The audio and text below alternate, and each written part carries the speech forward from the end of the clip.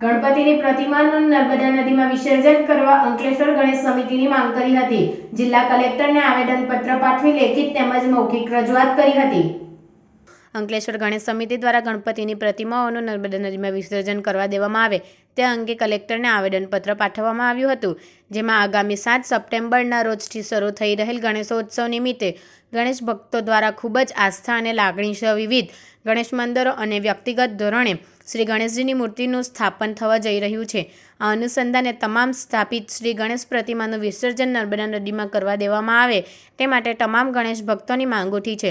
પરંપરાગત રીતે શરૂઆતથી જ નર્મદા નદીમાં જ શ્રી ગણેશજીની પ્રતિમાનું વિસર્જન ચાલી આવતું હતું, પરંતુ કોવિડ-19ની મહામારી દરમિયાન સરકારના આદેશનું ચુસ્તપણે તમામ ગણેશ મંદિરો અને ભક્તોએ સ્વેચ્છાએ પાલન કરી તંત્ર દ્વારા નક્કી કરાયેલ વિસર્જન કુંડોમાં જ ગણેશજીની પ્રતિમાનું વિસર્જન કરેલું હતું, જે ગત વર્ષેના ગણેશોત્સવ સુધી યથાવત રહ્યું હતું. પરંતુ તંત્ર દ્વારા જે કૃત્રિમ કુંડ તૈયાર કરવામાં આવી રહ્યા છે એ અપૂરતી સુવિધાવાળા હતા, તેમજ વિસર્જન બાદ જરૂરી પગલાં તંત્ર દ્વારા ન લેવાતા ગણેશજીની પ્રતિમાની દયનીય હાલત જોઈ તમામ ભક્તોની લાગણી ખૂબ જ ડૂબાઈ છે અને આસ્થાને ઠેસ પહોંચે છે.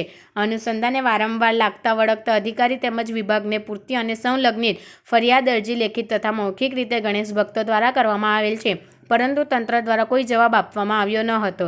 ત્યારે આવનારા ગણેશોત્સવ દરમિયાન ગણેશ ભક્તો ગણેશ પ્રતિમાનું વિસર્જન નર્મદા નદીમાં કરવા છૂટ આપવામાં આવે અને એ માટે તંત્ર દ્વારા વિસર્જનની જરૂરી વ્યવસ્થા કરવામાં આવે તેવી માંગ કરવામાં આવી છે. અંકલેશ્વર ગણેશ સમિતિના પ્રમુખ પ્રતિક કાયસ્થ, ઉપપ્રમુખ ચંદ્રેશ પટેલ, સુરેશ પટેલ, મહામંત્રી કેયુર રાણા, મંત્રી વિનય પટેલ, અજય વસાવા, ચિરાગ વસાવા, સભ્ય આકાશ પટેલ સહિત સમિતિ સભ્યો અને હોદ્દેદારો ઉપસ્થિત રહ્યા હતા.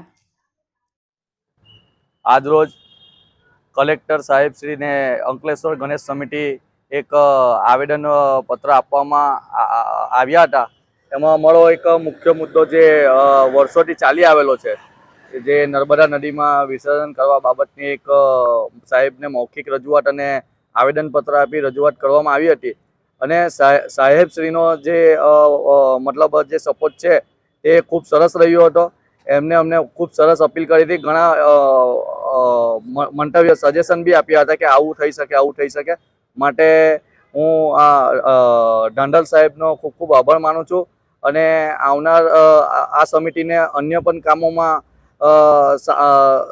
સાથ સહકાર આપશે એવો એમને એક બાંયધરી આપી હતી.